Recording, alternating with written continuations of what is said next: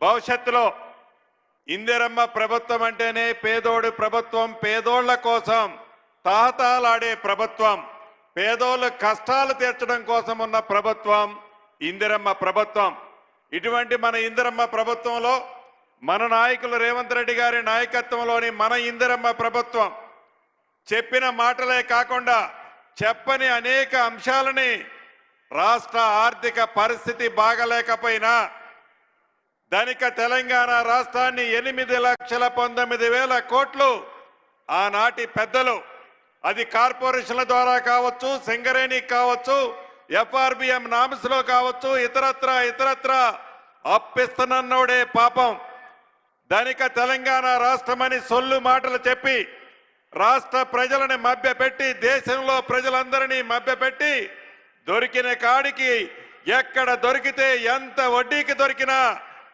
డబ్బు తెచ్చి కొల్లగొట్టి ఆ డబ్బులో 1,00,000 కోట్లు పైగా ఆ కుటుంబం ఖాతాల్లో ఈనాడు జమ చేసుకున్న మహానుభావుడు అప్పు చేసిపోతే మన ఇందిరమ్మ రాజ్యం వచ్చిన 15 నెలలలో 1,58,000 కోట్లు అప్పు చేస్తే 1,54,000 కోట్లు అప్పుకి సంబంధించిన అసలు మిత్తి కడితే ఆ పెద్ద మనిషి అంటాడు, మీరు 15 నెలలలో 1,58,000 అప్పు చేశారు, 10 ఏళ్లలో 15 లక్షల అప్పు చేస్తారు అని అంటాడు. నువ్వు అధికారము కాంగ్రెస్ ప్రభుత్వం నుంచి నువ్వు అధికారం తీసుకున్న నాడు, రాష్ట్ర విభజన జరిగిన నాడు ధనిక తెలంగాణ రాష్ట్రంగా నువ్వు తీసుకుంటే ఏ అప్పులకి అసలు మితి నువ్వు ఆనాడు కట్టాల్సిన అవసరం రాలే. కానీ ఈనాడు ప్రతి నెల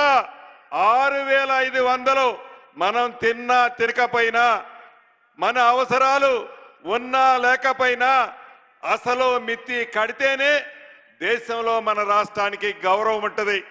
ఆ పరిస్థితి తీసుకొచ్చింది ఆ పెద్ద మనిషి.